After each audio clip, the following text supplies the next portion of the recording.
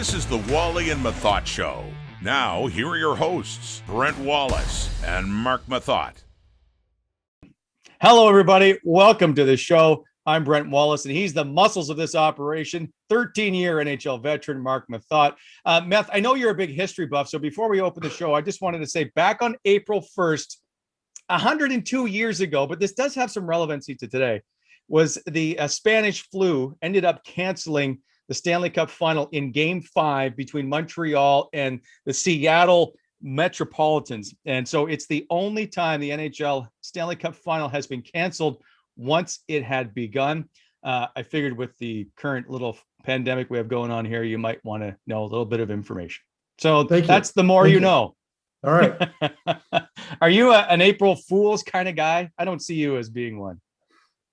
I'm not. I wish I had a funny story, but I'm just not. You got to be pretty gullible to fall for that one. And sometimes in the past, I've occasionally tricked my wife, but I usually have to pay for that for about a full week afterwards. So I just stopped doing it altogether. Yeah, it's not worth it. And I don't really get the whole April Fool's because it's supposed to be, once it's noon, it's supposed to be over with and all. Let's move on. I didn't know that. The noon deadline? Well, there used to be, but I don't know if it exists anymore. But I used to always be told there's a noon deadline. You can't do it after noon. I'm like, okay. Fair enough. All right. But this show is no April Fool's. Let me tell you, it is our 1 month anniversary, Matt. I didn't get you anything special, but we've got a special show today. We've gone a little longer because we brought in two huge guests. That is Vegas Golden Knights captain and former Ottawa Senator Mark Stone is here, and Joey Daccord, who hasn't spoken to the media since his injury back on March 17th. He's here as well. Look forward to talking to both of them. Of course, as always, Craig stops by with trivial trivia. But first, as always, let's get to the headline, shall we? Number one, the final 20. With 20 games left to go in the season, who will be the Sens' leading scorer by the end of the year? Sensing a cup win, which former Ottawa Senator has the best chance to hoist the Stanley Cup this season? Broken wings. This is my tie into Buffalo. I'm sorry, Meth. What is the mental aspect like for players who are in a prolonged slide like the Buffalo Sabres? Con job in Montreal. Connor McDavid throws an elbow. Should he have been suspended? He only got a little measly $5,000 fine. And the Western Front. How will the top 4 teams finish in the West? All right, first, let's get to the final 20. I want to know at the end of this year, which Ottawa Senator is going to lead the team in scoring. And I'm going to give you the top 4 right now. Brady Tkachuk has 22 points. And then it's Thomas Chabot, Drake Batherson have 21, and Tim Stützle hanging in there at 19 points. Which one, you can go off the board if you want, but which one is going to lead the team? I'm reluctant to go with the D-man in Chabot just because he's a defenseman. That might be a no-brainer, but I won't do it. I'm going to go, in my opinion, for me at least, off the board with Batherson. I think Drake, and I don't know who your pick is, Wally, but I'm going to go with Drake only because I love his scoring touch. And he's got this very sneaky competitive nature to him that once in a while you can really see it in his play where he gets really involved. He might have the odd hit here or there, but more importantly, he's just got a great shot and he's got good puck sense around the net. So I think I'm going to go with Drake Batherson. Interesting. He's only got 3 points in his last 10 games. I will say Mike Riley leads all Senators in scoring in the last 10 games with 6 points. Okay, so you went Batherson, and I was debating between him and Tim Stützle. I'm just going to throw it out there. Let me see if Jimmy Stu will end up leading this team in scoring. He's tied for second with Thomas Chabot with 5 points in the last 10 games. Perhaps he's the one to finish the year. Now, Thomas Chabot plays 30 minutes a night, so he has a better chance of scoring than most. But I'm going to go Tim Stützle, and we'll find out what happens at the end. He was my honorable mention, but I thought for sure you'd be on the Brady train. I know it seems, but you know what it is? It's just easy enough. He led the team in scoring last year. And he's doubling, like he's got like double the amount of shots on goal right now than even Batherson. Like I think he's like 150 shots on goal, something insane like that. So it'll be interesting. I just feel like Batherson's going to heat up here. So we'll see. So basically Brady Tkachuk will lead the team in scoring. Okay, let's move on. Sensing a cup win. So lots of former Senators in the hunt for a cup, obviously. Mark Stone in Vegas. How about Pajot with the New York Islanders? Cedric Paquette with Carolina, which has been a great team to watch this year. Now, Anthony Duclair with Florida. He's out 7 to 10 days, but he's got a good chance with the Florida Panthers. And I threw in Ian Cole. Now, with Colorado, only because he's with Colorado and they have a great chance. But Ian Cole never actually played with the Sens. He spent 5 days, traded to Ottawa, and then moved on. But I allowed you to pick him if need be. Well, and again, typically I would err towards the defenseman, but yeah, you never really played here, right? So No. I'd have to go with my boy Mark Stone. I mean, I love Vegas right now. And we've had these discussions in the past on previous shows where we're so insulated here in the north that we're kind of unaware of what's going on south of the border. But they're 24-8. They're very good at home. They're very strong at home. They've got great goaltending in Fleury right now. He's been solid. And Petrangelo's been hurt. He's been off and on throughout the year, but I believe he's coming back. If they can get him going right now, I mean, that team to me is unstoppable out of the West. Interesting. Now, I know you're buddies with Stoner, so that's probably why you're picking him. And he's on the show today. However, yeah, much like you were traded to the Vegas Golden Knights and you're part of the alumni, I don't really consider you a Knight. And Ian Cole is not really an Ottawa Senator, but I am going to take Colorado and Ian Cole as the Stanley Cup winners as of right now. I know I had the Islanders pegged there, but I just like the way Colorado's playing of late. They just look so good. And so, and that's fair. Yeah. I just think they're going to do it. Okay. All right. Moving on, broken wings. Now this one's interesting to me because we all know how Buffalo has struggled.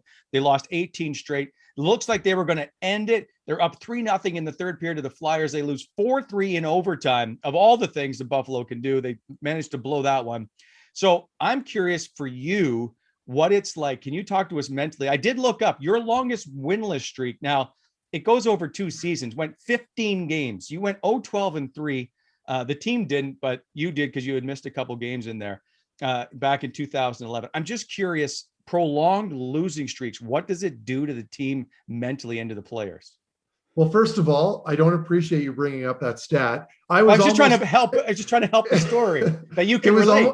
It was almost a distant memory, but we'll move on. I can tell you this. I know how things work when you aren't doing very well, whether it's a record-setting winless streak or not. If the team's struggling and it's for a prolonged period of time, generally you're going to have your owner put pressure on your GM, and it trickles down to the coaching staff. That all of a sudden creates kind of a weird, tense atmosphere around the locker room, and it trickles down in your team naturally. So leadership is huge. You want to have some vets that can keep guys calm in the room, vocalize to everybody to just stay calm, not get too worked up, which to me is inevitable in that case. No matter how many guys you have that can kind of settle you down, you're still going to be concerned. And it raises a lot of issues as far as, are you going to get traded? What's going to happen next year if your contract's up?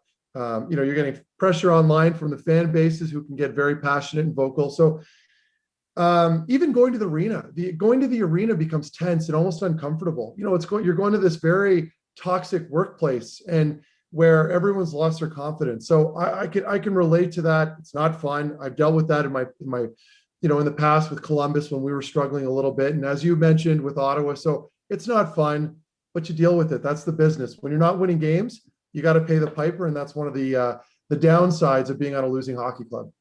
Is there a lot of bickering that goes on between players? No, it's, you know what? Well, you might get into, you'll hear arguments on the bench, but that happens when you're winning too, because you have, and Mark Stone, I've heard Mark Stone get into it with Erik Karlsson at times when things were, meshing on the power play. So that can happen under any circumstances. But I think more than anything, guys are just so uncomfortable that there's almost like a nervousness and a tentativeness that sets into the locker room. And the only way to get out of that funk is to win a game, right? And then all of a sudden the weight starts to kind of come off and you win another one, and then people start forgetting about the losses. So again, it's not a fun situation, and I don't envy them at all right now in Buffalo. It'll be interesting to see when that streak does come to an end. All right, moving on to number 4, con job in Montreal. So Connor McDavid goes out of his way to land clearly an elbow on Jesperi Kotkaniemi. Now, he gets a 2-minute roughing minor. He doesn't get an elbowing penalty. He gets a $5,000 fine. There's a lot of debate over this, whether it's suspendable or not. What do you think should have happened with Connor McDavid? Well, first of all, I'm surprised that Kotkaniemi didn't get suspended for using his head on Connor's body, but that's another story. We won't get into that. I understand the frustration. Connor's under all kinds of interference, hacks and whacks on a nightly basis when he's playing, much like Crosby when he's been playing. I think Crosby's kind of gotten past all of that, but we all remember for the longest period of time, like all the hacks he was getting on his hands. And the league made an adjustment to protect him a little bit better. And I can understand that to a degree, but you have to hold the same standard when it comes to suspending guys, whether you love the player or not. And in Connor's case, arguably the best player right now in the NHL, I think a game suspension would have been justifiable to appease the masses that are now all up in arms over the non-suspension call. So again, it's a tricky situation. I've also read people online saying that there was intent to injure. Listen, I remember plenty of instances where I was frustrated in games and I'd stiff arm a guy in the head around the net because I was pissed off about a certain play at any given point. And it had nothing to do with that play in particular. I was just unhappy and it happened and it wasn't personal. And after the fact, I was almost regretful of it, right? When you calm down, you kind of realize what had just happened. So I'd shoot that down immediately. You know, we all know Connor's not out there to hurt anybody. He's frustrated. That was his tipping point. I do think it should have been a suspension, maybe at least a game to kind of send a message, but here we are. I just think if you go out of your way, like the puck is nowhere near this play. I agree. If you go out of your way, that you deserve something more than a $5,000 fine for a guy that makes north of $10 million a year. And he kind of lunges at him, right? Yeah. So like but when I say there was no intent to injure, I'm just saying, I don't think in Connor's mindset, he was going out to hurt a guy. He was frustrated, right? I think he's hoping to put, like, I'll say the butt end, but the end of that glove into his chest, just below the throat is basically what it looks like, right? Sure. Like he's trying to make him uncomfortable. I don't think he's attempting to injure, but this NHL is all about getting these kinds of things out of the game. And the number one player in the game does this, and it's a little fine. I just think it sends the wrong message. Well, if it would have been a one-game suspension, how much debate would there have been? It makes for great talking points, and we're able to discuss it, right? So it's fun. But I do agree with you. A suspension for sure. As far as term goes, I don't know, but again, this is a questionable decision now by the hockey ops department, and I don't know how you move on from it. And I know we could debate it all day, but I'll just say, what if that's Brad Marchand? Well, he's suspended for sure. Tom Wilson, right? Mind you, he's a repeat offender, but yeah, I mean, or Mark Methot, if I was still playing, some pigeon that doesn't have the same accolades that Connor McDavid has, we're getting the book thrown at us. It's just the way it is. All right, we'll move on and save it for another day because I think we could probably do a full show on it. All right, the Western Front. How are the top four teams in the West going to play out? Clearly, you have Vegas in it first because you think they're great, and Mark Stone's the greatest player ever to play. So I'll let you fill out the other three. Well.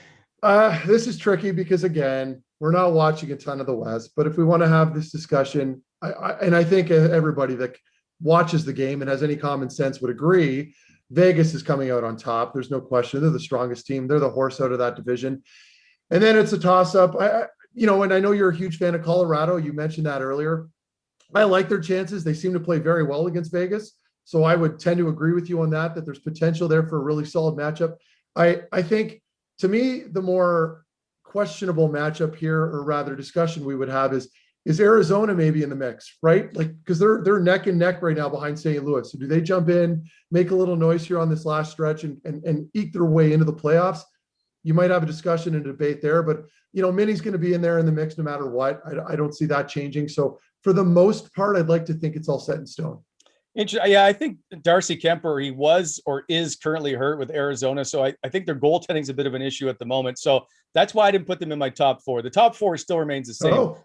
I've just mixed them up a little. And that is, Colorado's only a point back of Vegas right now, Meth, right? Yeah. Yes, they played one more game, but just a point back. I think that they can still overtake them. I can't fault Vegas. I think they can finish one or two. I think they're the top two teams, obviously, in that division. But interesting at St. Louis and Minnesota. So the only reason I'm going to put Minnesota at 3, other than they've had a pretty good year, is St. Louis can't win at home. They've got 4 wins at home, and I don't understand why it's been such a struggle for them and what they need to do to correct that. But you all know you got to win at home in the postseason, and if they can't get it done, it's interesting to watch and see that play out. So I will go Colorado, Vegas, Minnesota. I don't like that Colorado Vegas switch. The team, they're just playing with so much confidence right now. And you get this sense that they've got this swagger around them and they're really good at home. They've got that fantastic home record, but I like your bold. You're making another bold move on me here, and it might maybe look incredibly stupid at the end of the year. So we'll see. I can only hope, but that's not the point. The point is that I think Colorado's got a lot of swagger themselves, right? Like I agree.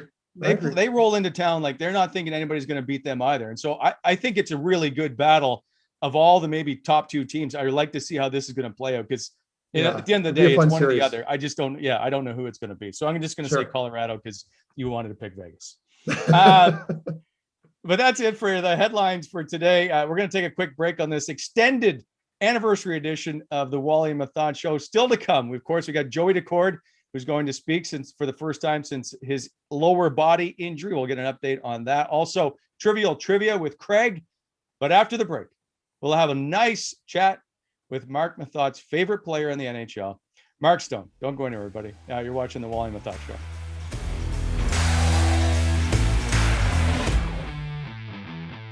Welcome back to the Wally and Methot show. Pleased to be joined now by number 61 and captain of the Vegas Golden Knights, Mark Stone. Mark, pleasure. Thanks for stopping by. Nice to see you as always. I take it the barbershops are all closed in Vegas?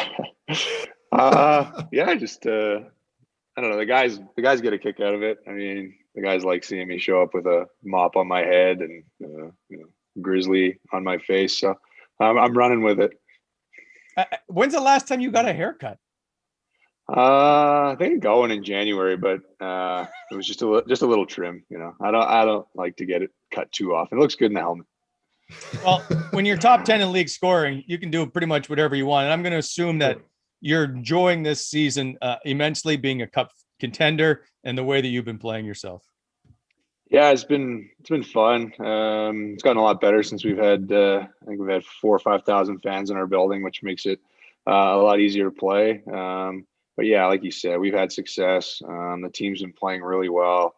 We haven't gone through tough stretches of hockey really yet. We've lost a game or two here, but the team's been winning majority of our games. And like I'm sure most hockey players say, it's always fun winning and it's never fun losing.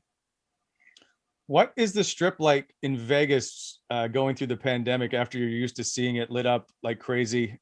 Was there times when it was just dead quiet? Yeah, I mean, right away, I don't think there was like really any bodies on there. Everybody was trying to get home, basically. I mean, most of the people on the strip are tourists, so everybody was trying to get home. I think a couple guys went down there. I think Patch actually took his kids, and they all went rollerblading on the strip, which is kind of a unique opportunity, and you'll never ever get that chance. So I think a lot of guys did some cool things with it. You continue to wear these gold helmets, which continues to draw a lot of attention. So I know you need to tread carefully probably here. Do you like the helmets? I think initially the first game, I think guys were distracted by them a little bit. Kind of you look over your buddy on the right and you see your reflection, but we're getting used to them. And I think the fans like them. I think we're starting to like them. We've won our last 2 games in them. So we're starting to really enjoy the different things that we do here. You went to Tahoe this year to play that game. It drew a lot of attention, obviously, for a number of reasons. One was the ice conditions and the delay. The other one was obviously getting to play in that environment. Can you take us through what that was like? I mean, you guys saw the scenery. It was incredible. We were really excited for it. We practiced, what did we play Saturday? So we practiced on Friday, and you could kind of see the ice was not going to be ideal. But it kind of held up pretty good on the Friday.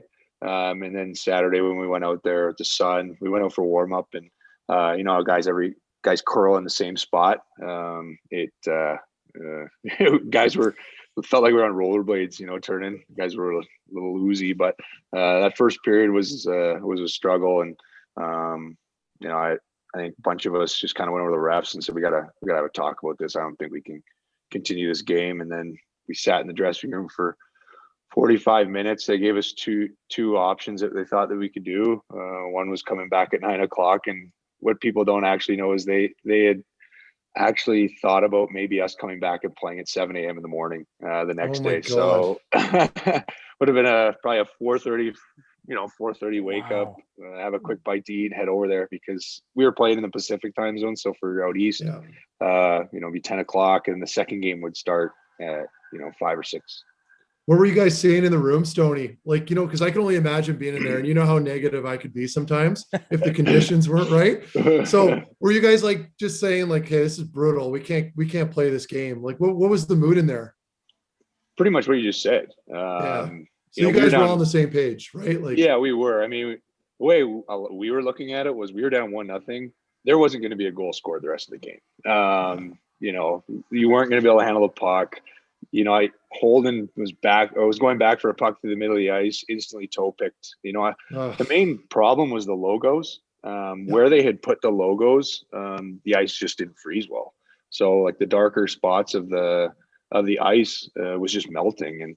And we got back into our locker room and was like, we can't go out there. Not for the result, but mainly for the safety. I mean, you saw the end of the period, the ref goes down and Rantanen goes down. Yeah. All these guys, every guy fell at least once. Do you like the idea though of what they did and I guess not having the fans? Like, would you be in favor of doing that again? 100%. It was awesome. I mean, that was probably the coolest thing we did this season, right? Obviously we didn't win the game, but even when we came back at night, you know, you could still see like the trees with the lights, and it was still cool. We still really enjoyed it. Playing outside is always fun. I think it's better obviously being there, but I think this one actually did it justice on TV. Do you only score game-winning goals? I think you're at 7 now on the season. Well, I have 11, I think, with 12, so I guess not. But I mean, at the start of the year, we were beating teams 4-5-1, and I was getting the second goal. So I don't know, just luck, I guess. Now that you've, I mean, got accustomed to being in Vegas, like, what's the best part about living in the desert? Normal times are our building, sold out every single night, loudest rink, loudest entertainment, probably the coolest rink I've ever played in. And then off the ice, getting to go to the golf course, hit balls on off days, just being outside. It's sunny every day. And the community itself. I think people that come to Vegas have only ever been to the Strip. You kind of realize pretty quickly that as a local now, you don't go down the Strip very often. You go to play a hockey game. Even people say you go for nice dinners, but a lot of us like to go to Old Vegas. You know, you like to stay out in Summerlin for, you know, and even towards, you know, before the pandemic hit. My fiance was going. The girls, they're going to Old Vegas and going to local bars and just doing it that way, which is you know, a lot of fun. And you forgot, Fremont and you forgot the taxes too. That's always a pretty good one. Yeah, I never got a chance. I almost got a chance to play there, but I know what that's like. It's a pretty significant change, isn't it? Yeah, I mean, it definitely gives us an advantage. Yeah. but you know, guys want to play here for a lot of different reasons, and that's obviously one for sure. Oh, and I had a question on because you're talking about Haley there for a second with the fiance. You guys brought your horse to Vegas, right? Like, did you freight it all the way from Ottawa? Yeah, I got trailered all the way from Ottawa out here. That's amazing. I don't know how. I think it took like 3-4 days. Had a couple stops, and then he just showed up. He's had a couple. It's been different for him actually. He's probably had the worst, you know, experience getting used to dry and different food and stuff like that. It seemed like we were getting vet was out there, you know, once a month to see him, but he's doing well now. Is she out there all the time then riding him or what? Yeah, she goes, you know, at least once a week. Go see him, ride him. Gives her, awesome. You know, gives her some normalcy, especially when she was pretty nervous to come out here. You said fiance. Is there a wedding soon? I hope so. August 28th. I got my invite. Yeah, Meth. Of course you did. It's supposed to be here in Vegas. You know, we're obviously really hoping that things hit the rebound here, and we're able to have it. It's pretty exciting, and we're looking forward to it. And you should. I wouldn't expect a big gift from Meth, because if we've learned early on in this show, and maybe you can help fill us in, Meth might be frugal with his money. Did you notice when you were playing with Ottawa that perhaps he'd be at his 5:30 meal by himself? I was with him on the 5:30 meal. So, the one time that Meth had me laughing was in Philadelphia. We went to I forget what the restaurant, but Del Frisco's, I think. Del Frisco's, and our boy Derek Brassard just wanted to try 3 different pastas. So we ordered 3 different pastas just to try, and Meth wasn't too thrilled about that, but he let him get away with it one time. Yeah, because Brass, sometimes he's, you know what I mean? And he figured he ordered 3 mains, Wally. And like, we all have to pay for this, right? So he's exploring the menu and we're paying for this food. It just drove me nuts. And I was tired, and grumpy. So anyway. I think Brass took like 3 or 4 bites out of each. That kind of went, all right, guys, give me the passes. I'll finish. So, but why doesn't Derek Brassard pay the whole bill then? Well, you don't do that. Hey, Stoney, you split it up. Yeah, I mean, sometimes we go to steakhouses. Sometimes I don't want to order a steak. I'll order, pork. It's $30. A steak's $45, and it all evens out in the end. Yeah. But I know a lot of people give Meth the 6 o'clock. They get they chirp him for it, but we had our system. They worked. Get in there, get her done, and get back. I was with them. I didn't want to get back to my hotel room at 10 o'clock. I couldn't fall asleep that way. All right, that's fair. Going back to your time in Ottawa, there's a couple of things I noticed. One, you're one of only 2 players in Ottawa Senator history to wear 3 numbers or more. Peter Schatz-Levy wore 4 for people that need to know that stuff. But you went from 60 to 16 to 61. I think you wore 60 once. So was that just for that one playoff game? Yeah, it was just the one time. I think Meth can attest, when you show up to your first training camp, you don't really get the nicest of numbers. I don't know what you wore your first training camp, but 48. 48, yeah. So you just get brutal number. You just get the most random number. Yeah. And I got 60. I mean, I was a 6th round pick. They gave me number 60. I showed up to training camp, but I didn't care. Obviously, I was just happy to be there. Then I got called up in the playoffs and didn't really have time to change the number. So I wore 60 for my first game. And that summer, equipment manager said, well, I don't think you should be wearing 60 anymore. I don't think that number should be worn for a player. And he switched me to 16, which was my junior number. And then Clarkie signed the next year, took 16. And I remember playing with him my rookie year. He said, well, I didn't know that you were good, so I just took it. So I was like, hey, man, That's no awesome. problem. I just switched to 61, just flip the numbers. Okay, so did you consider when you went to Vegas to go back to 16? No, that was the nice thing about getting traded here.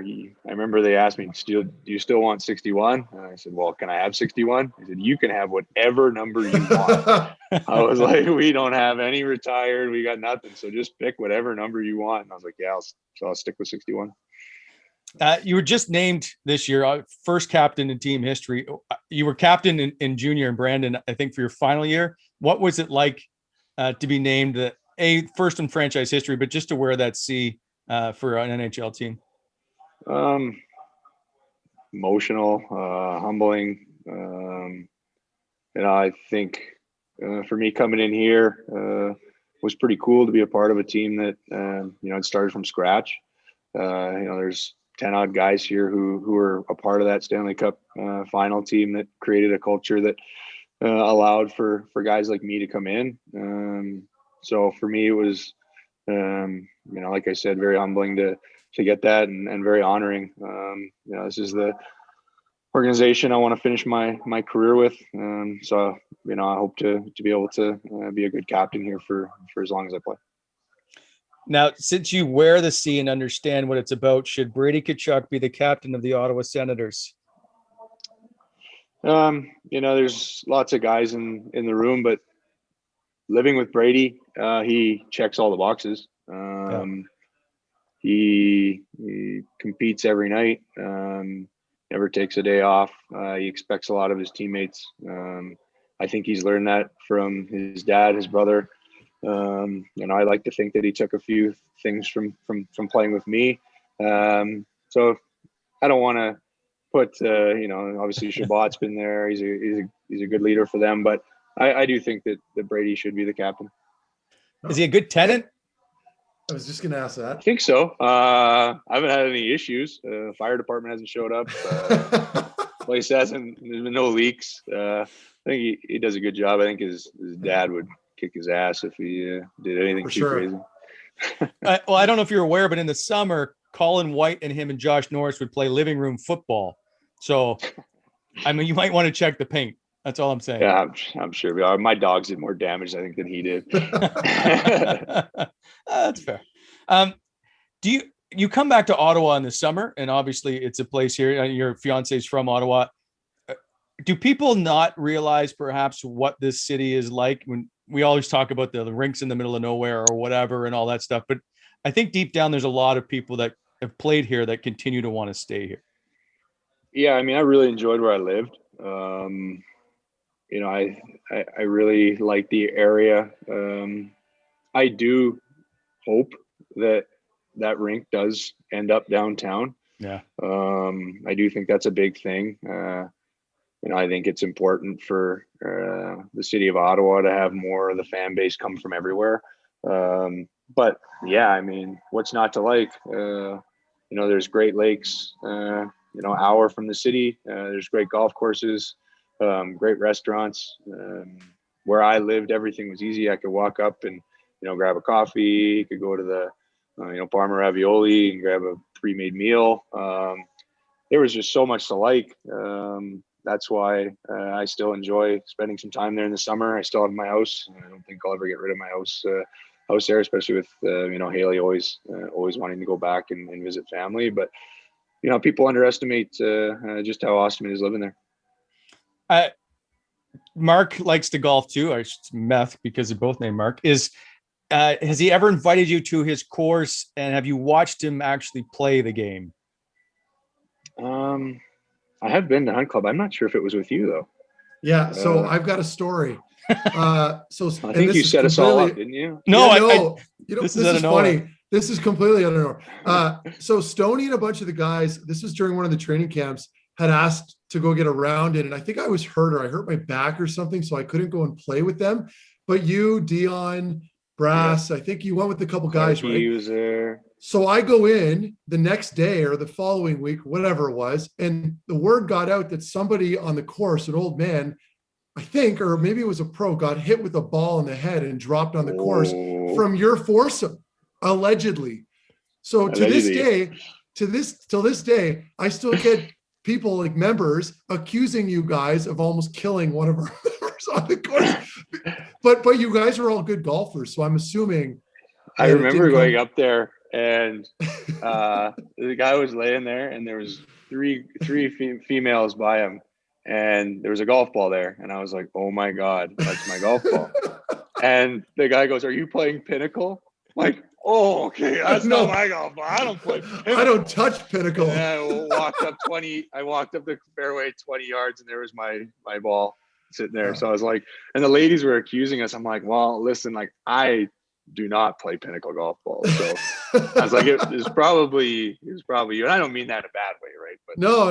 Of course not. We're not discriminating. I like to think I'm a good golfer, so I like to make sure I play the best balls. And yeah. I remember walking up there, I was like, oh man, this is not good. I had to deal with the heart started pounding. It's the worst feeling. Thank God it was a Pinnacle golf ball and not a Titleist. Because there's times where, like, if I shank, because Stoney's a really good, Stoney's, for all I know, is almost scratched now. I'm terrible. I'm like a 12. And like, I'll shank the odd ball, and there's times where I'll freeze up and I won't yell four. Like sometimes you freeze and your buddy in the foursome has to yell it for you. So I can only imagine what you guys went through, but I dealt with a couple pros that were accusing you guys, and I had to cover your tracks.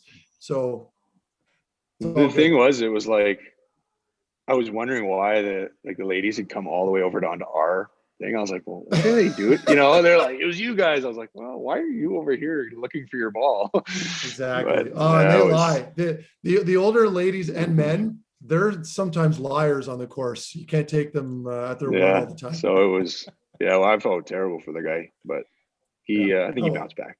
He's okay now. Yeah. Let's, I'll quickly get out of that, but I'll stick with golf. Sure. You play a lot. I think around the world, if I'm not mistaken, is there a place where you'd still like to get to play? And I'll throw in the second question right away is who would be 4 people you could choose? They don't have to be golfers that you would, or 3 that you would want to play with. Who would be your ultimate foursome? Tiger Woods, Michael Jordan, and I guess I'll bring Clark MacArthur because he's the one that's going to get me a chance to play with Michael Jordan. That's right. Yeah. But That's yeah, fair. I mean, Tiger Woods, he's probably my favorite athlete ever, so would never turn him down. And then watching The Last Dance, MJ turned into my second. Good call. So for me, it's all about athletes. Those are the guys, and looks like MJ has the greatest time ever on the course. And I've been lucky enough to play Shadow Creek here in Vegas a number of times, and they have some great MJ stories. Well, bring lots of money. Apparently, is all I know. Yeah. Is Well, I'll just when you do look- it once, and that'll be it. Yeah. hopefully I play well, and that's it. are you still like? Were you not the best player on the team when you were in Ottawa? So I'm not sure how much better you are now. But are you pretty much a scratch guy, if I'm not mistaken? I'm not quite there. I think. Well, when I was to play, like Hoff was really good. Oh yeah. Clarkey was really good. I think those two are just a little bit above You're me. better. And You're then I better was than kinda- them, no? No, Oh. those guys always had me by just a bit. Oh. But I'm getting some pretty good coaching around here. I've been taking a lot of lessons and trying to get better, especially over quarantine there when all that was open was the golf courses. So I was taking lessons and playing. To speak on what courses I've been looking to go to, we actually had a trip to Bandon Dunes planned for when was that? November. I think we were supposed to go on November 18th, and on November 12th, I tested positive for COVID-19. So the whole trip got canceled. Unfortunately, it was literally the most devastated I've been in so long. Wow. Not that you had careful. COVID. Yeah, well, I was lucky. I was one of the lucky ones with COVID. I had no symptoms really. I had the odd like little heartburn, but the whole time I was thinking I let the guys down. I ruined the trip. So that was kind of my mindset. I felt bad for them. Oh, That was one tough. that I really wanted to go to was Bandon Dunes. Me and my dad, my brother, and a buddy did Pebble Beach 2 years ago, and it's gonna be hard to top that one. Did you see the bagpipers? Yeah, we did. We just got in there. What courses is that one at? I'm blanking out. But yeah, we went over for dinner there and had it. And got to see it. Yeah, it's beautiful there. You brought up Clark MacArthur and obviously playing with Meth and Brass and stuff from that 2017 run. Is there a lot of guys still pretty tight from that group? Yeah, I mean, I still talk to Brass probably the most. I talked to and Cease. Obviously, him and I are really close. Yeah, it was fun. I don't really know what else to say. I mean, that was just a lot of fun. We weren't really. We had an okay year the year before, but missed the playoffs, and I don't think people really expected much of us. And then we I think you guys had talked about this. I think I listened to Eric talk about. We limped into the playoffs. We kind of weren't playing that well. I still remember Carl kind of banging up his foot, and we lose 3 or 4 in a row, and then flying him into Detroit to help us get that 1 point or 2 points that we needed to make the playoffs. And then obviously we did what we did. I think the first round against Boston, we have that first game, we struggle.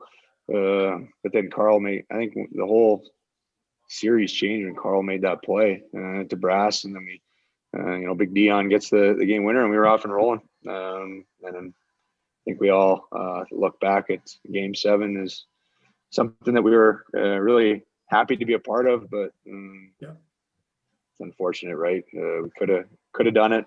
Obviously, unfortunately, we didn't do it, but something I'll never forget. I enjoyed it. Most fun you've ever had? Yeah, probably. I mean, it's last year in the bubble, we went to the conference final, but it was the bubble. It wasn't. Yeah. We weren't going to cities. We weren't playing in front of sellouts. But then last year or that year, sorry, we got to go to Boston, play in a great building there. We got to go to New York, play in Madison Square Garden, which nothing gets better than that. And we clinched the series there, and then going to Pittsburgh, the defending Stanley Cup champions, and get to play a series there and go 7 against them. But that was what I always look back to is the crowds. I mean, that's why the playoffs is so much better. Yeah. And when we were playing, like you mentioned in those cities, people don't understand, like we're spending time, like a couple of days at times between games, and you get to visit all the cool restaurants and spots. Like that's what I miss. I miss all the dinners and stuff, and like New York was incredible too. Like you don't get those opportunities all the time, so. Especially for us, like when we play Boston, it's like you said, we're in and out, we go, we play a game, we leave. That when you get to go, you get to unpack your stuff. You go a day or two early, go for dinner. Sometimes you have a team dinner, you get ready, and the next day is off. You can go walk around, you get to see the city. I've never really seen Boston. So to be able to kind of do that, and then obviously, like you said, New York, what's not to love about cruising through the city in New York? It's the best. Yeah, it's awesome. You walk into the worst restaurant in New York and you're having the meal of your life. So it was awesome. Brings me up to an interesting question, because it was earlier on in this podcast that Meth brought up. One night he ended up at Paris Hilton's house at a party. And so I'm just curious, since you've been in Vegas, have you ended up anywhere and you're like, how did I end up in this place? No, we're pretty reserved here. I think you can get into a little bit of trouble if you go too much off. And that's a cool thing about here, though, is the year-end parties are pretty sweet. You can go down to the Strip and spend a couple of days there. I know a lot of guys, obviously not right now, but you used to do the staycation. Let's go stay at the Cosmo for a night, or play the game, stay at the Cosmo. Because the next day is off, like cool things like that, which is pretty fun. But I've seen a lot of shows on the Strip, which is awesome. You see people cruising around Summerlin. I've seen Carrot Top cruising around. A weird one is OJ Simpson's usually cruising around Summerlin, which is interesting. He's a golfer, big golfer, right? Huge golfer. He comes to a fair bit of our games. I think he was at the game last night, so he's kind of cruising through. You see a lot of different people. I know Celine Dion's building a house in the Summit, a couple neighborhoods over from me, which is, you see this place, it's outrageous. But it's cool to have those people in here. Do you guys get deals? Do you get deals at the hotels? Because I'm super cheap, right? So when you guys do your staycations, do you get deals at the hotels? Yeah, MGM's a big sponsor of us, and they, I think they own part of the rink, right? So MGM's really, really good with us. So they comp you? I've never done the staycations, but I don't think it's comp, but like really good rates. Because I wonder if they take care of Knights alumni. So if I went in there for like a weekend, would they take care of me? I wonder. Okay, we'll talk part of the interview. Expansion draft, aren't you? That's what I'm saying. So when we're done this, I'll have a chat with you and we can set something up. Perfect. Could you aside from Carrot Top and OJ, is there a coolest thing that you've experienced being in Vegas? I don't know. I think the coolest, honestly, we're one of the coolest shows there. And it has nothing to do with, it does have something to do with the hockey, but it doesn't have anything to do with the hockey. The way they, they get the fans into it, crazy. After periods, it's Cirque du Soleil for intermission shows.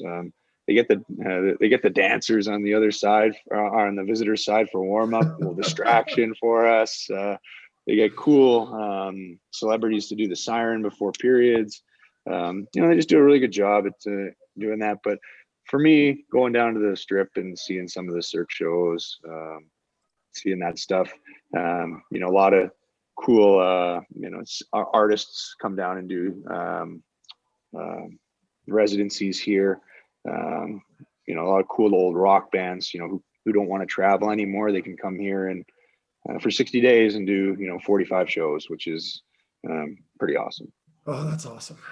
Two quick questions. One, since I know you've watched the show, you'll know the internet sensation of what is your favorite snack. And so now I would like to ask, if you're having a cheat day, what do you bust out from the cabinet that you cheat on with snacks? Lately, it's pretty bad, but after every game, I've been hitting the drive-through at In-N-Out for a double, single, fries, and a Sprite. So that's been my, we've won, I think we won our last 6 home games, knock on wood. But that's been my routine. So once we lose, I'll stop doing that. But that's been my guilty pleasure lately. That is, and I'm not the only one in line. So that's the thing. Is it like the whole team is behind you? No, not the whole team. But last night was Martinez and I. We went. He hit a different one, but I hit the one on Sahara. He hit the one on Flamingo. And for people here, like the Ottawa, because we get a lot of viewers here from Ottawa, obviously, like they don't understand how big In-N-Out is, right? Like it's legit. The burgers are so like good. I mean, if you like, I think it's more of a started in California, but now it's trickled its way into like all the the west, southwest areas.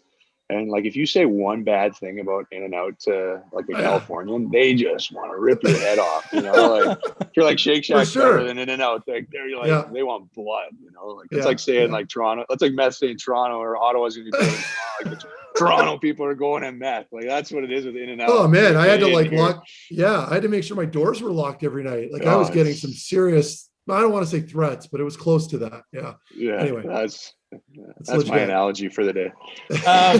That's pretty good. I like that you're following along. Quickly, in your own division, do you guys follow anything outside what's happening in your own division? Like a lot of us up here in Canada only follow the North. Like, is it tough to follow the rest because you guys are playing so much hockey in a condensed schedule? I watch a lot of hockey. I think, after the game yesterday, there was like 10 or 11 of us watching the San Jose game, just watching overtime. But, for us, all that matters, obviously, right now is our division. So we can kind of just watch the other games and not really care, which is kind of nice. You just kind of watch and hope it goes to overtime. So you get to see 3-on-3. That's pretty much why I watch. Did you see Carlson's post-game press conference eating an apple? Yeah, I saw it. Did you see? He was asked. Come right? on, that question. So you've now watched one of Eric, the best offensive defensemen in the world. If a 2-goal game was his best offensive game in his career, come on. It's so good that he's eating an apple. But there were some analytics guys, because I would read the comments because I have nothing better to do with my time now. And they were arguing that it was like his second most productive game offensively, like metrics wise. Okay. So, but I mean, you're right. I agree with you guys. I thought it was ridiculous. All right, last question. I promise, because we're keeping you way too long. And that is, you were a 6th round pick. And I know you battled, I think it was concussion or an injury in your your draft year. But could you have ever envisioned where Mark Stone would be today, having, being the captain of the Vegas Golden Knights, top 10 scoring, a Selke finalist on a perennial basis? Like, how good are things for Mark Stone? Yes and no. I've always thought of myself as a really good hockey player. Did I think I'd be where I am today? Definitely didn't think I'd be the captain of a hockey team in Vegas, but here I am. I'm really happy with where I've ended up. I've met a lot of good people along the way. A lot of good people went to bat for me as well. Whether that was, Bob Lowe's convincing, Brian Murray to draft me, to Brian Murray convincing myself that I should be in the minors for 2 years, when I hated I shouldn't say I didn't hate it, but I hated having to be there. I didn't think I should be there, but looking back on it now, I think that he's one of the main guys that helped me develop into an offensive player, and not just an NHL player. So I'm, grateful for all the success that I've had, but now it's just about all about winning, and that's why I came to Vegas. Well, we like to watch you win. You've done a fantastic job there. Keep it up. Good luck in the playoffs, and good luck with the wedding coming up here in August, Mark. I appreciate your time. Thanks, you too. I really appreciate you guys having me on. This is a lot of fun. That's Mark Stone of the Vegas Golden Knights stopping by. We appreciate his time as always. More to come still here. You're watching the Wally and Methot Show.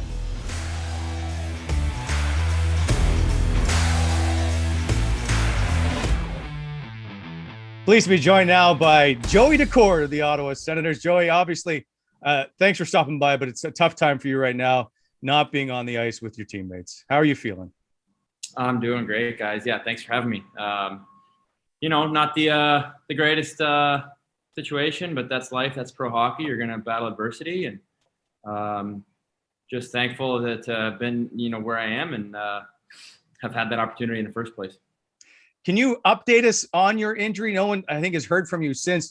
I guess I don't know what you can share with us, but can you tell us what's going on? Yeah, I'm not supposed to go into it, a ton here, but things are going good. I'm feeling great, and the trainers are saying it's probably going about as good as you could hope. So yeah, it's been good. I'm optimistic, and I'm feeling really good right now. All right, let's go through what actually transpired on the injury. We'll get to the win in a sec, but can you take us through this play? It doesn't look obviously very good when you watch it on camera. What's all transpiring here? Well, I think the worst part is it's a play that happens 100 times a game and 100 times in practice. Like every time I play, that's, a guy comes down the wing, you put your skate outside the post. Then once he steps behind the goal line, you pull that foot back inside the post to either, push out, push across, stay there, whatever, based on what the guy's doing. And I think I just, it was my 4th game in 6 nights where, that was my 6th. So that was my 10th game of the year. So I really wasn't even in mid-season conditioning form, and played 4th game in 6 nights. And don't get me wrong, I loved it. Like I'm a guy that's like, tap me on the shoulder. I'll kick every night. Don't worry about me. But I was a little bit fatigued, and I just did that play a little bit awkwardly. And I felt it right away, and I knew something was wrong, and just grabbed my leg and wore an extra one. Thank God I made another save, and that one didn't count because that one would have really hurt if that one after went in. So Joey, what are you doing now? Like, I guess with the rehab and all that, are you separated from the team, or are you in there at the facility pretty much all day? Because I'm assuming there's nothing else you can be doing with your time anyway, right? So at least you can dedicate it towards getting better. Absolutely. Yeah. I'm there. The guys that are getting rehab and treatment are usually the first ones there right away in the morning, and I'm usually there. I like to be at the rink. I'm usually, one of the last guys there too. Just doing whatever I can, right? Like, when I go home, there's not really much I can do, right? Like play Xbox, watch Netflix, hang out, just try to take it easy. So I try to take advantage of the time I have there, and with the unbelievable training staff we have, I really try to take advantage of the resources that they provide. And yeah, just trying to work as hard as I can to get back. I don't mean, and Wally's probably going to hate me for this. What are you playing on Xbox? I'm just curious. All right. So me and all my best buddies from home, we have like a little group chat and we have a Call of Duty team. It's 6 of us, and we play Cyber Attack every night. It's a game mode, and we have the best time. It's just, I get it. We don't even care if we win or whatever. Like we just have a ball playing together, and then in that same group, there's 4 of us that have an NHL 21 team, like an EASHL team, and I think at one point we were top 100 in the world. No way. Yeah, we were pretty good. I'm a lethal right wing. Nice. Yeah. I see. I could never play. I could never get into the NHL games when I was playing. It was like I was so sick of just being at the rink that I had to like escape and play Call of Duty. So I can relate with you on that one. But playing Chell is not something I could do afterwards. I don't know. It's weird. Yeah, I love it. I don't know why. I guess I just grew up like my first video game we got a PlayStation 2 in 2006 for Christmas for my parents, and the only game we had was NHL. That we had, it was one with Vinny LeCavalier on the cover, actually. And you could do that was the first one where you could do like the skill stick move and like go between your legs and shoot it. And that game was sick. I remember Yeah, it became a problem for my parents because we weren't doing our schoolwork. It's become a problem for my wife because I play Warzone all the time. So I get it. Yeah. So Right on. Okay, so Joey, what's the longest you've played at night with your buddies recently? Like consecutively? Yeah, like how long at a time here are we sitting down on the couch playing? Okay, if I'm being totally honest, first off, I can't play alone. Like I never play video games alone. I think it's the most boring thing. I only play like in that group chat is like my absolute best friend from home, my little brother, and one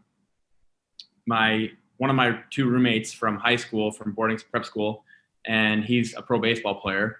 And so then among other people. So I only play if some of my friends are on. Like I can't stand playing alone. So boring. I only play to hang out with my buddies and keep in touch. Basically like same thing as FaceTiming, right? You just catch up, and it's brought us all closer together, honestly. And then I usually play for like an hour or 2 at night. And then occasionally we'll get a little longer session in. I think, okay. Give me the answer. On Sunday, we had a day off at the rink, so it was just like a light treatment day and go home. And I remember texting our group chat after saying that was up there for my longest Xbox rip of all time. I think it was close to 7 hours.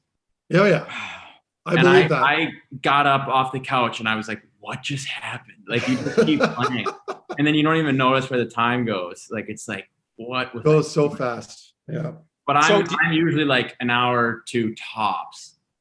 So that was rare. All right. So do you put yourself in goal if you're playing NHL 21? I do not. I have before, like when I first signed, just because it was like.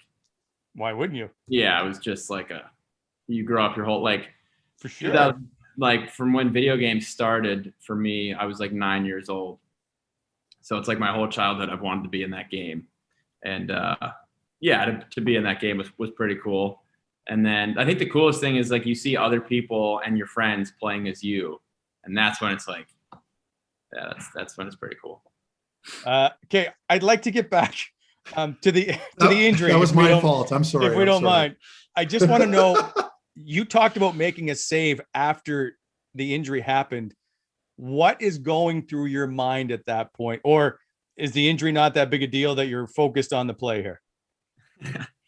Well, I was in a lot of pain and my head was buried. I was not looking at that puck. I've gotten a lot of credit, I think, from some people for sticking with it and making the save. I think it was Schmidt that shot it. And there's actually someone sent me a hilarious picture of his face, like right after he shot it, where his face, he's like, oh my God, I can't believe I just hammered a one-timer at a guy who wasn't like down in pain. Yeah, it's a really funny picture. But yeah, I was not looking at that puck. I was just holding my leg and in a lot of discomfort, had my head buried, hoping the ref would blow it down. And I just felt the puck hit the back of my hand, and that hurt a lot too. So the old double whammy. That's definitely a rough go. So, have you had an injury that painful, I guess, playing hockey? Like, is this perhaps the worst one you've had? I've never come out of the game before. That's the first time I've ever, and I up until last season down in Belleville, like right before COVID ended the year, I had never, as long as I can remember, missed a game. Or like, obviously I had not started before, but I'd never like missed a game due to injury, whether I was starting or backing up. Since like I remember counting all the way back to before like prep school.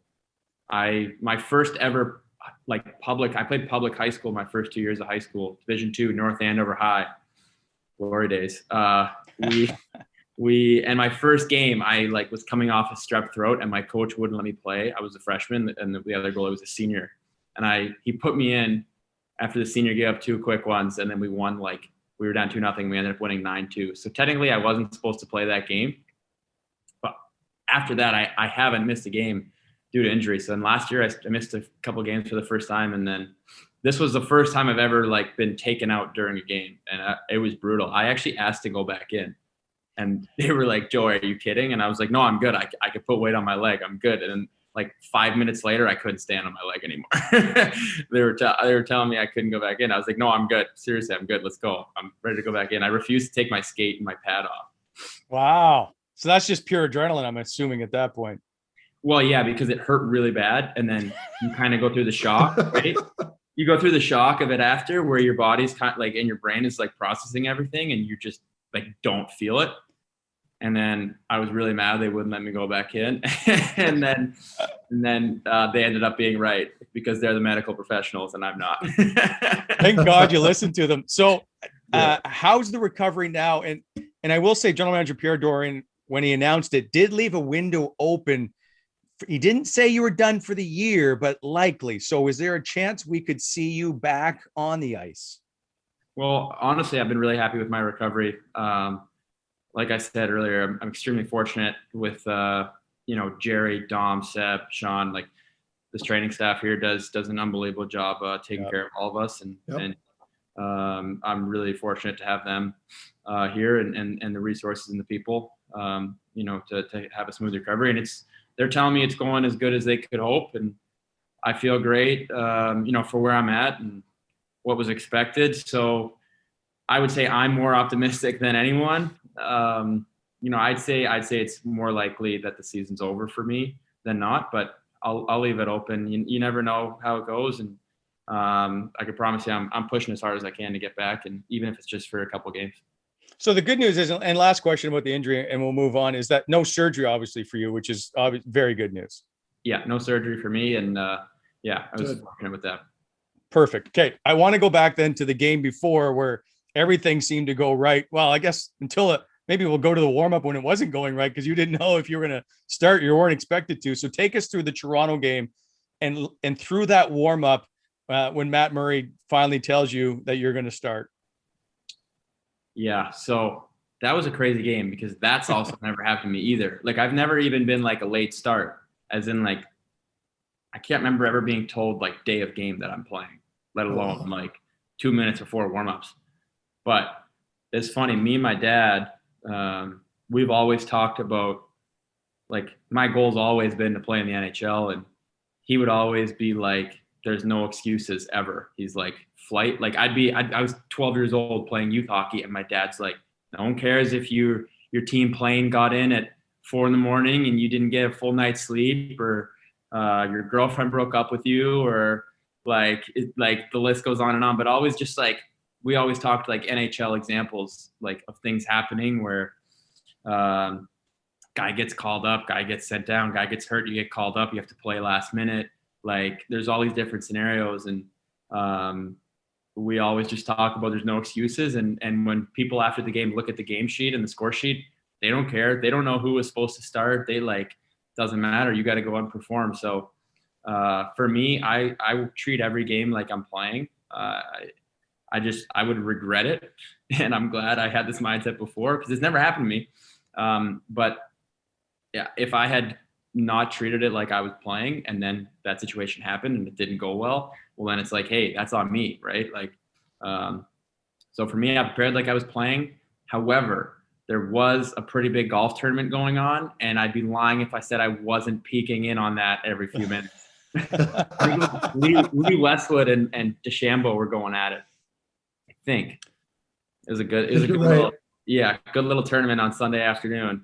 And we were, some of the guys were just peeking our heads in at the TV. He told me 2 minutes before warmups that there was something going on. I mean, I was just watching him. I had my eyes on him. Like, I was just like, okay. After like the first or second shot of warmups, I was pretty sure that I was going to play. But then obviously he stayed and tried for a little longer. And then eventually I just saw him skate off the ice, and I was like, okay, well, I'm pretty sure that means I'm playing.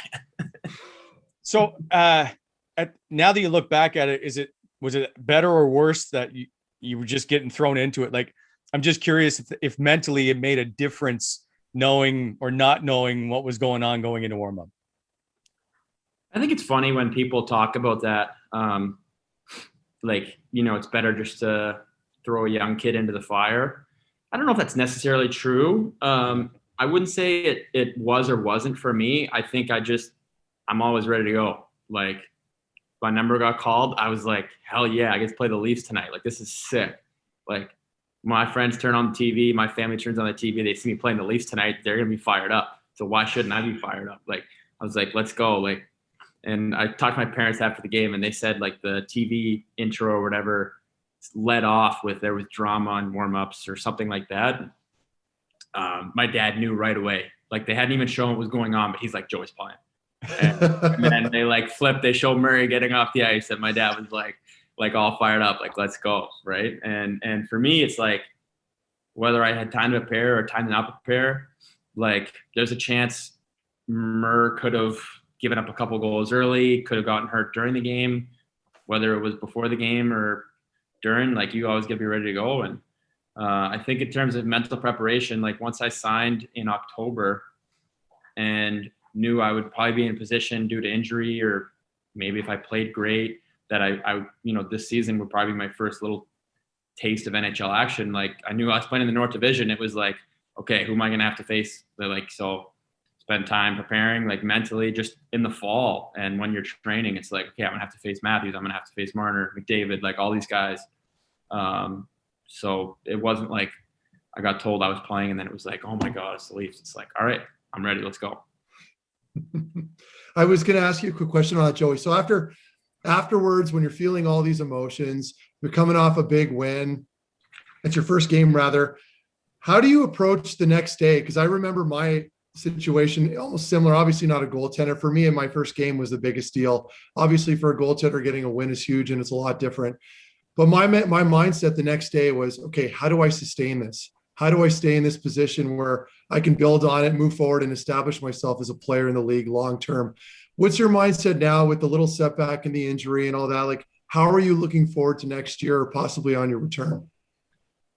Well, that's a really good question. That's the hardest part, right? Like, you talk about, making it to the NHL, getting your first win, and my first win took me I think 6 games. So it's like, granted 2 of those were relief appearances, but still, it's like, yeah, it was a battle. It was a grind. It was, to me, that was playing my first game, especially out of school 2 years ago, was like so cool, like coolest thing ever. It still feels like, you know what I mean? And I'm very thankful that I got to play in front of a full building for my first game too.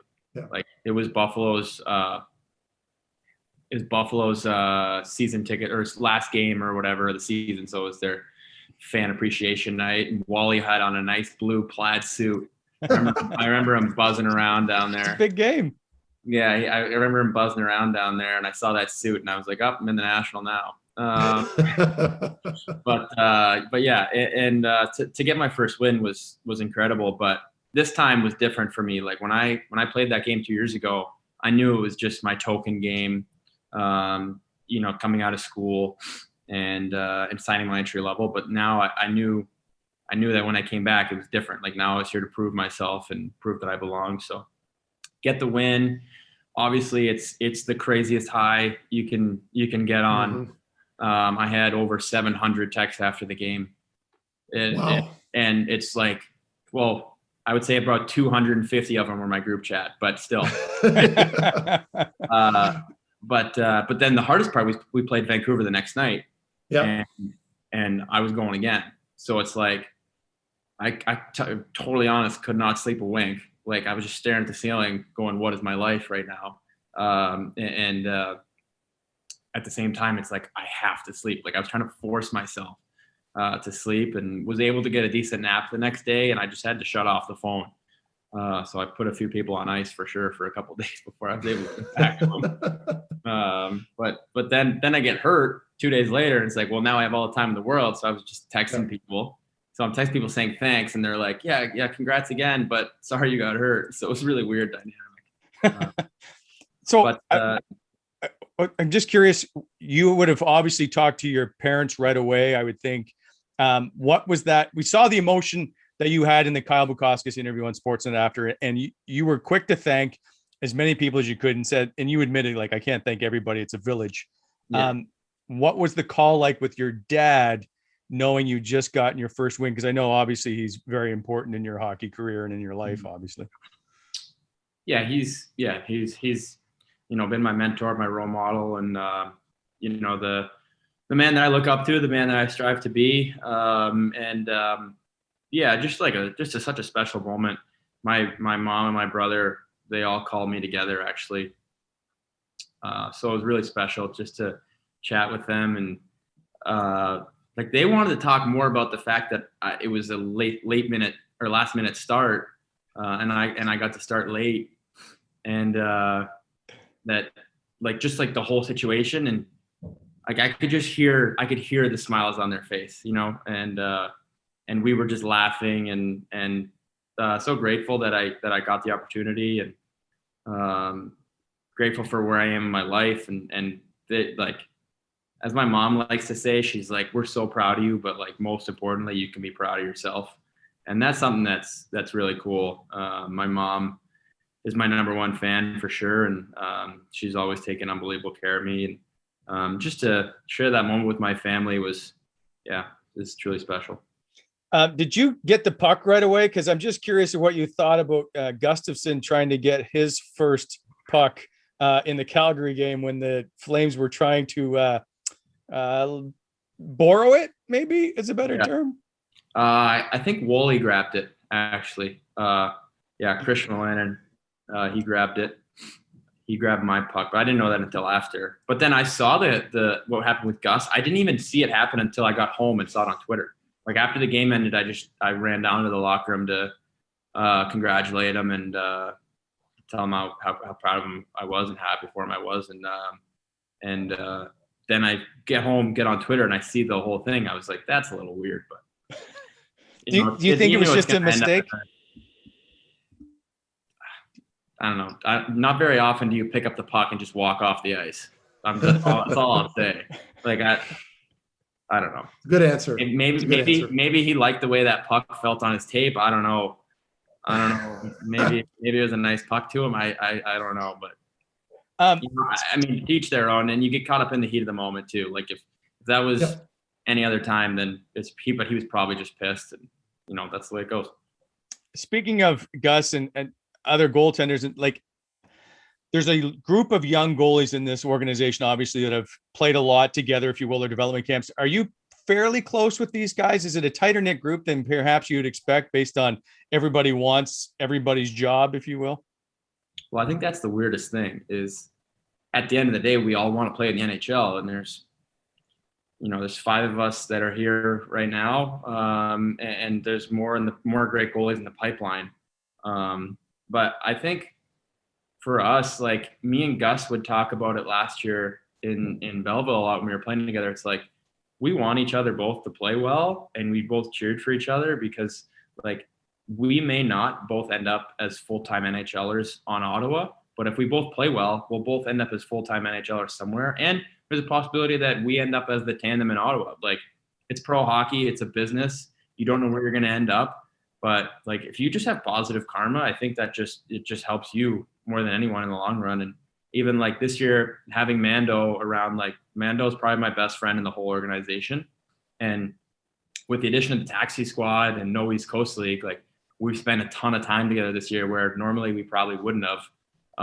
Like if we probably would have been on different teams, and there's not much crossover, but because of the taxi squad, like we've been able to hang out a ton, and it's been really cool. Like I would say all the goalies are really close. And, I've never really been on a team where I haven't been close with the other goalies. Like goalies we're obviously our own breed, and we're unique people, but we all cheer for each other, even though we're trying to, like, only one guy can play. You all cheer for each other because it's just part of the community and part of the brotherhood of goaltending for sure. So are you a bit odd then? Like what's Joey Daccord, the goalie, that's different? I like to think I'm less odd than most goalies, but I'm sure you could meet plenty of people that know me that wouldn't say that. I don't know. I think I'm just very, I'm very comfortable being myself.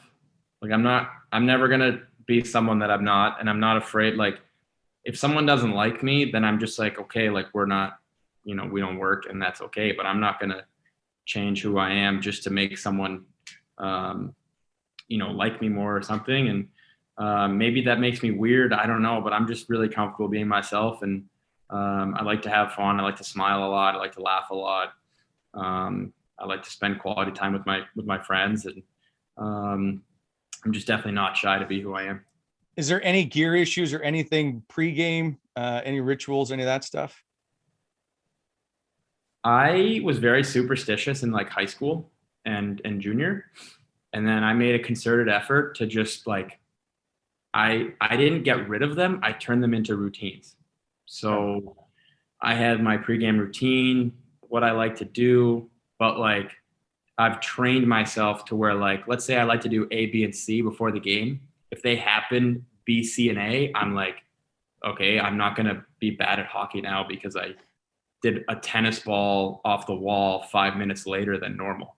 It's like all of a sudden I didn't forget how to stop a puck or forget how to skate. You know, if the team meeting got moved up 5 minutes, so I have to do, you know, warm up activity X after the meeting instead of before. It's like I'm not going to lose the game now because now there's people that are very superstitious and that's just the way it goes. And I still have things like I always put on everything on the left side first, like left skate, left pad, left sock, left shoe. But I don't even think about it. I just how I do it. So it's not even like I have to do this. It's just how I don't know. It's just how I do it. Right. Have you had a welcome to the NHL moment yet? I mean, here you are facing, and I should probably ask you this separately. You brought it up, McDavid, Matthews, Draisaitl, Marner. Like you're facing all this talent in the East, or I guess the North. Is there any different for you facing those guys? And is there anyone that you stopped or something happened? You were like, all right, I'm in the NHL. Well, I think like 2 years ago, when I played against Buffalo, I had a lot more of like a welcome to the NHL experience, right? Just because there was a full building. And for me, that was like a Stanley Cup game almost, because I went from playing college on Saturday night to playing in the NHL on Thursday with like 2 20-minute team practices, when it was game 81 of 82 on the back end of a 3-4 on the road. Like it was a lot of challenges. I'll just put it that way. A lot of challenge. And, you know, I think right away, like Eichel made a behind the back pass to Reinhart for like a mini breakaway. And I made 2 quick saves on him. And I was just got up and I was like, all right. I was like, I can do this. I got this. And then I obviously fell later in that game. I clicked heels and I just took a digger. And that was fun. I've never heard the end of that from my friends. Like never. First thing I did after I played my first game this year was text my group chat and say, hey guys, I played a full NHL game without falling. I wanted to say that for 2 years to them. I can do it. But no, in terms of this year, it's been really cool to go up against the best in the league, right? Like you play against McDavid, Draisaitl, Matthews, Tavares, Marner, like all these guys. You're like, I went out there and I played well against the best players in the league. And you know, just gives you the confidence that you can do it. And when you're out there against those guys, you don't even realize it, because it's just, I don't know, it's hard to explain, but you don't even realize, like you look at them and you're like, holy crap, that's McDavid. But then you're like, I'm good enough to be out here and play against him. Like I'm now it's my job to shut him down. So then you kind of like switch into a different gear. It's like, you're not scoring on me. So yeah. Have you noticed anybody in your crease try to get into your grill? Has anybody chirped you or anything? No, not too bad. Okay. Not too bad. I want to ask you, you came out of college, you've gone the college route. So there's a lot of talk right now about the North Dakota guys and whether or not they should sign and whatnot. Do you have any opinion on what they should do? I know each person's individual. I'm just curious of what you think about leaving school or whatnot. I know I think you had to sign, or you would have gone to unrestricted free agency within, I don't know, a number of days, if I'm not mistaken. Yeah. So I had to sign before like June 1 or July 1, something like that. And then I wouldn't have become a UFA until like August 15th. So there was a little bit of like August 15th is pretty close to the season. And usually by then, most of the spots are filled.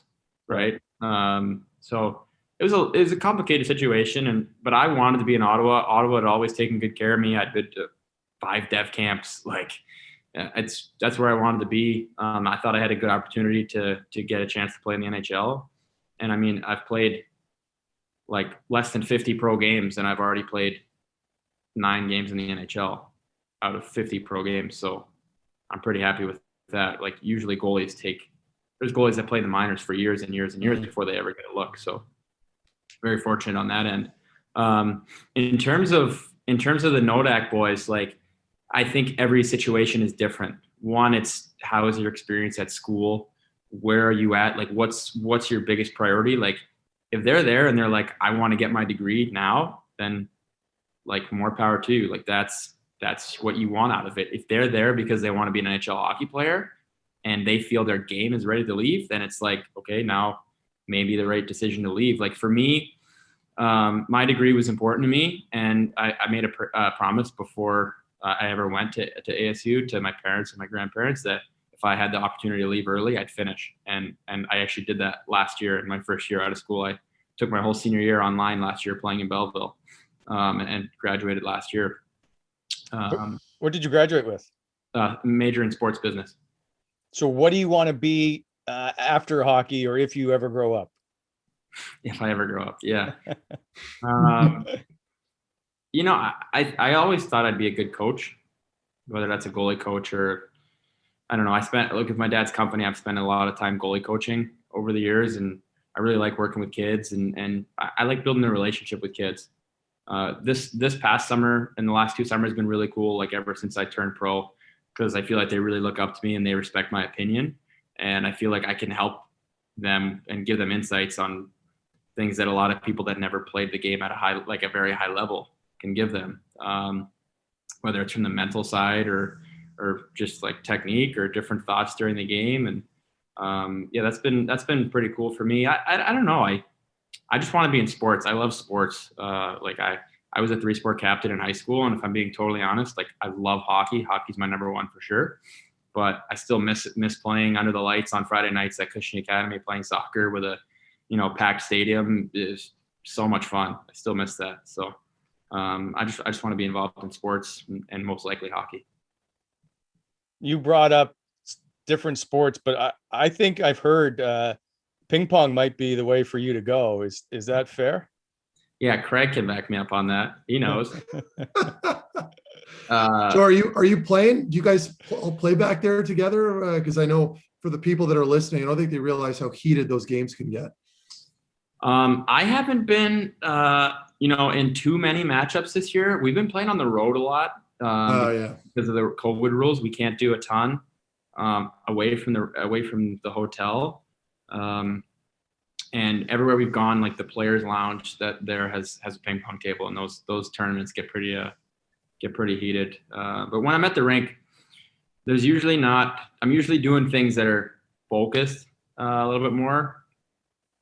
But early on in the beginning of the year in the taxi squad, I think the taxi squad at the beginning of the year was me, Pekka, Aspero, and Schlappick. And we had like a heated tournament every day of 2-on-2, like spike ball, wall ball, soccer, and ping pong.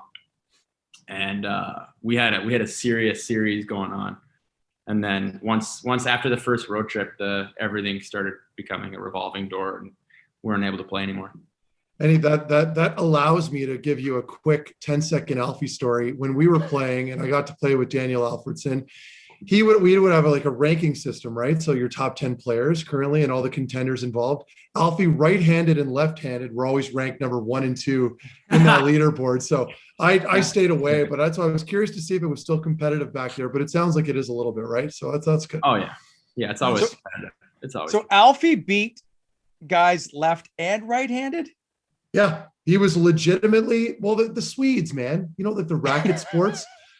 I don't know what it is with them, but they're so freaking competitive. It's incredible. And even Carl was pretty good, but Alfie was always number 1 and 2, right-handed, left-handed. And he would just I'd try to beat him a little bit when my back was sore. I'd play against him more often just because I wasn't playing in games, and he'd be dusting me every game. Like I wasn't even close. So, I mean, it was frustrating. That's how good he was. Yeah. Joey, I gotta let you go. A couple of questions, and we've held you way too long. I got nothing else to do. Oh, okay, fair enough. Then we'll keep going. But you faced Carey Price in Montreal. Your dad's from Montreal. Was that a big moment for you? I think you had a Carey Price t-shirt growing up. Like, Yeah. A lot of times goalies say, I don't face the other guy at the other end. I'm not sure that that's necessarily true. Like you look down at the other end and see who it is. Oh yeah. It's one-on-one. It's who can outplay who, right? Like if the goalie outplays the other goalie, you got a good chance to win. That was so sick. Like playing against Carey Price, like Corey Schneider was probably like my biggest idol in the sense of like who I looked up to, because he was my dad's first big client as a goalie coach. And I'd known Corey since he was 14, 15 years old, and he's been training with my dad forever. And I've skated with him and looked up to him in that sense. And I wanted to follow his, he went to prep school, he went to college, he played in the American League, he played in the NHL. Like I wanted to follow his route to the NHL like that. Like I wanted to go to every place he went, do everything he did. But in terms of like the goalie that I was like, this guy is God, is like, that was Carey Price. Like everything he did was unbelievable and the sickest save ever. And like, just the best, like everything like that he was, I wanted to be like, I wanted to look like him. I tape my stick like him. I like, you know what I mean? I wanted to be Carey Price. So then when you get out there and you're staring him down, you're just like, oh my God, this is unbelievable. Like he's been playing in the league forever now. And my whole childhood, like I used to make YouTube videos of him. Like, wow. Yeah. Like 10 years ago. And when you're out on the ice against him, you're just like, I swear to you, you're like, what is going on? Like you just, and he doesn't shoot on you and I don't shoot on him, but it's like, you're staring him down. It's like, if I outplay him, we probably win the game. So it's pretty cool. So there's sometimes I see lots of times back in the past where there'd be sticks going back and forth between the rooms. The trainers would take back and forth. Like, did you by chance ask for his stick or anything? Have you done any of that stuff? Would you? I did actually. Well, I didn't know. I didn't know how that worked.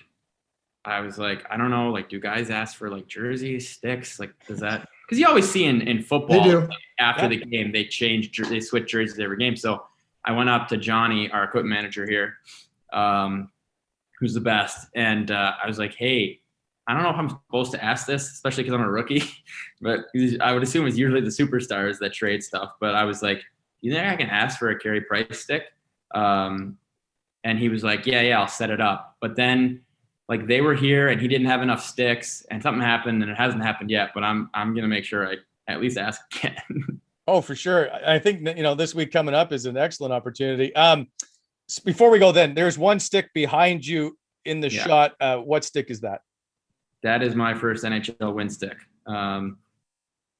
That's I actually just took it home from the rink yesterday because I wanted to make sure I got it. I got it and had it saved before, God forbid it gets lost somewhere or someone grabs it by accident or whatever. So, I just wanted to make sure I had it. Good for you. If there's anything I can suggest, just keep saving stuff because I'm retired now and I have absolutely nothing to show for it. I played with everything. I kept playing with all my milestone equipment. Yeah. I never kept any of it. And I'm seriously so regretful of it. So keep everything you can, man, because before you know it, it's done and you'll have a room that you can fill it up with. So good on you. Thank you. Yeah. That's what I want to do is I want to build my man cave. I'll actually grab it here. Hang on. There you go. And Joey, this isn't actually at all true because Meth's house is full of memorabilia. You can see it behind him, for crying out loud. Those are like 2 items. And this isn't game use stuff, except this is a Knights jersey, but it still has a tag on it at the bottom. So my point being, hold on. Like I don't have my first game stick or puck or any of that stuff. So I'm jealous right now, man. Yeah. So let's see if I can show you guys here. Just signed and dated it. Nice. Yeah. See, awesome. And so will you frame that or will it just go against the wall? I don't know. We'll see. That comes for when I actually have a man cave to put it in. Yeah. Now I'm bouncing around apartments all the time and storing it at my parents' house. Fair enough. Well, we appreciate the time and we look forward to many more wins with you in the Ottawa goal. And we wish you all the best in recovery and hope to see you very, very soon back on the ice. Joey, thanks for your time. Thanks so much, guys. Had a blast. Joey Daccord stopping by for a quick chat. We'll be right back after this. You're watching the Wally and Methot Show.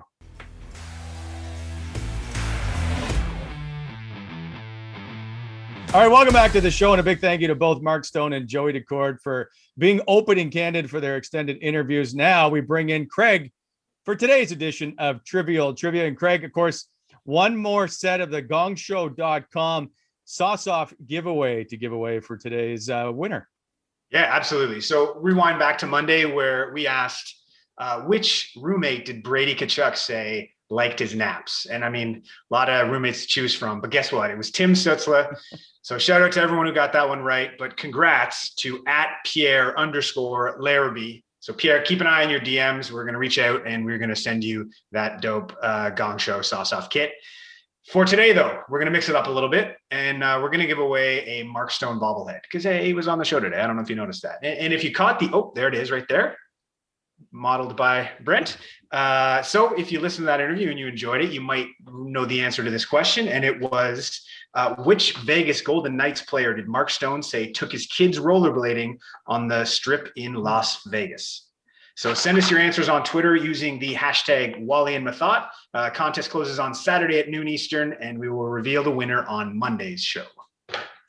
Perfect. And before we go, as I mentioned off the top, it is our 1 month anniversary, which shocks me to think that we even gotten to 1 month sometimes.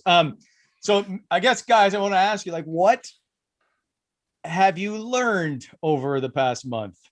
Oh, and I do appreciate that both of you have tolerated me basically for the last month.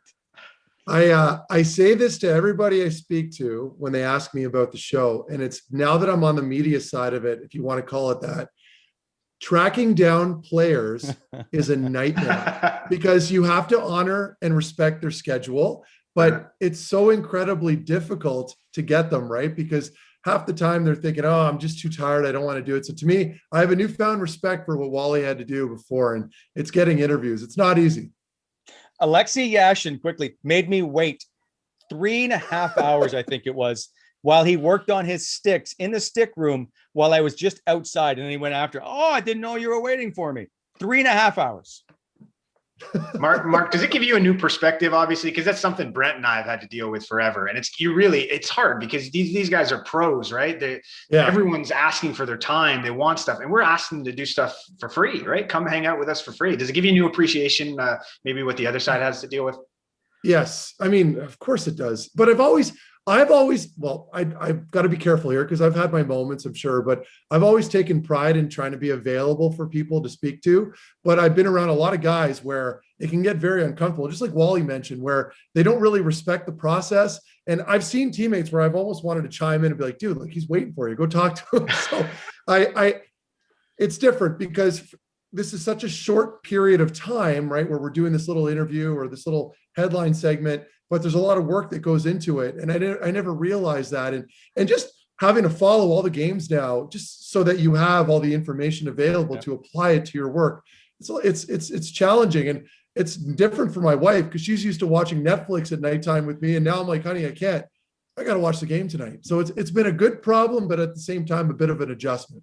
Speaking of adjustment, I will say, like, between you and I, we've had to figure out, I have to become more you, and you've got to try and become more me. And that's become obviously a challenge. I'm pretty stoic and uptight, I'll say, when I'm on camera in my old job. So to try and get to that relaxed, no tie on, has been a challenge, just to try and match what you're trying to accomplish, if you will.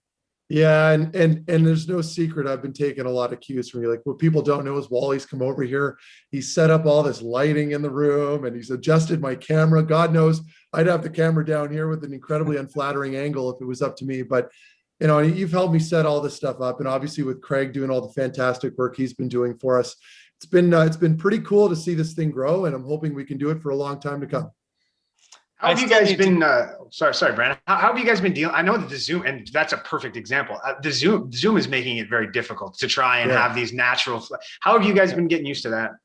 Not right. Like, it's just a different thing when you. I mean, I'm used to staring at a camera, but trying to stare at a camera and looking at what Meth is doing just below that it's tough. So.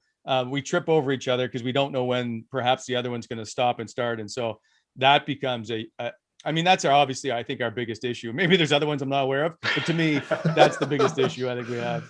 Yeah, just cueing each other, right? And Wally obviously drives the interviews. He's a pro at it. And I'll just chime in with the occasional either idiotic comment or anecdote. But other than that, it's just trying to find the timing where we can both chime in and not talk over each other. So I'm sure fans are seeing that sometimes. It's difficult because I think ideally when all this stuff blows over, we'll end up in a little studio and we can feed off each other a little bit better. But for now, this is going to have to work. Boys, I appreciate it. I also appreciate, and we should say thank you to all the guests who've come on. We've been fantastic guests here through 8 shows. I can't complain about the guys who have given up their time to come on. And really, that's what it becomes all about. They're just giving up their time. They don't have to sell any product to us or have any reason to come on. And so I think that's been the biggest thing for all of us, is really to appreciate what they've done. So here's to a whole bunch more episodes and perhaps a few more years as we get going here. But for both of you, thanks for, as I say, tolerating me, and we'll look to do it all over again in the next show. See you, boys. Bye. Cheers. You're watching the Wally Methot Show.